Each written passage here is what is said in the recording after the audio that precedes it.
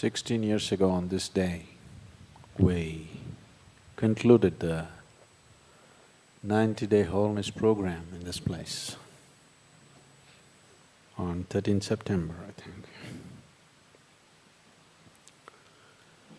So, when I suddenly remembered this in the afternoon, I was itching to do something. So, when we were doing the wholeness program with those 60 and odd people, very hardy ones because there was no place to live. A hut that was threatening to fall down any time, repeatedly threatening us that it's going to come down upon us. But still, we did all that we had to do there. And at that time, everybody dreamt we must build a meditation hall. It took maybe another 6 years or 7 years before we built the Spanda hall. Today, it is such that the Spanda hall is occupied almost 20 to 25 days in a month, and it's not available for anybody in the ashram. And sadhana hall is anyway bursting at the seams.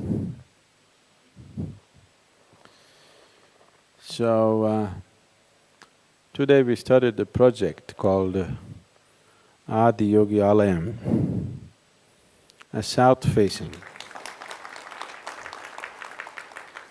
a meditation hall which is south-facing, because Adiyogi, when he sat as a guru, he sat south-facing. So this meditation hall is south-facing, and we will have a wonderful consecration which will befit him for this hall. So,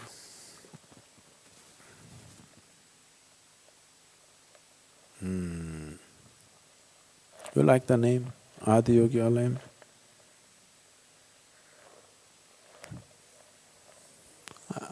I've been thinking we have to have something in his name, because this fundamental possibility has evolved from this one idea that he put in those 7 people's minds. He made them thirst for something beyond the limitations of their existence. He put this hunger into their stomach. He put this hunger into their hearts that they want to be something more than what we normally know as a human being. Every creature has come with a framework. An ant can do certain things. I'm sure there are some champion ants which can do little more, but within that framework. A tiger can do something, but within that framework. An elephant can do something, but within that framework. A human being can do something within that framework. A certain dimension of whatever. He put this idea that you don't have to limit yourself to your dimension. You can transcend this. There is another way to be, a completely different way to be. This idea, he not only gave the idea and the thought, he also gave a method to go there.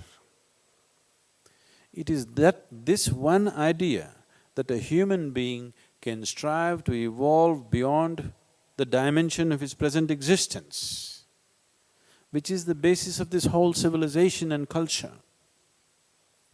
It does not matter whether somebody calls himself a Hindu or a Buddhist or a Jain or a Sikh or whatever. All of them are striving for this one idea that they want to cross these limitations and attain to liberation. The idea of mukti The whole culture is… the centerpiece is mukti, please see.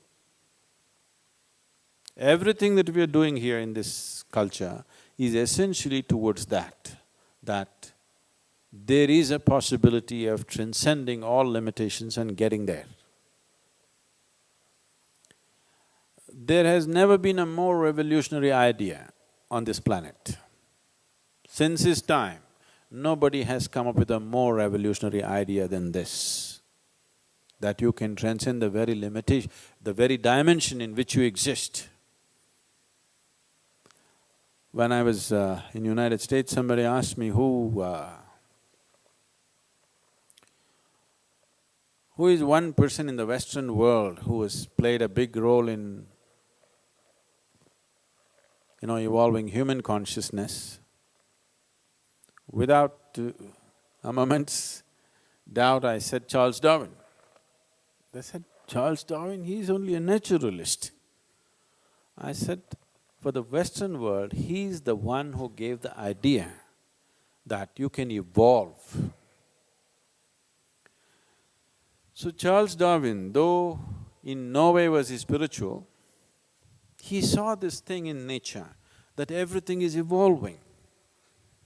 A single-celled animal is becoming a multi-celled animal is becoming more complex and more complex. From one dimension to another, life is evolving. So there is a possibility for a human being also to evolve beyond his present limitations. It's a natural progression of theory of evolution. For one to go beyond his limitations, even to strive, the compulsion should go, the compulsiveness should go. This compulsiveness, one dimension, one fundamental dimension of compulsiveness is your own prarabdha.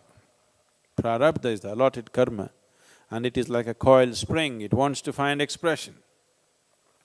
It will not spare anybody. So the best thing is to exhaust the prarabdha as quickly as possible with immense activity, so that if you sit, there is nothing compulsive in you. If you sit here, you just sit here, that's all.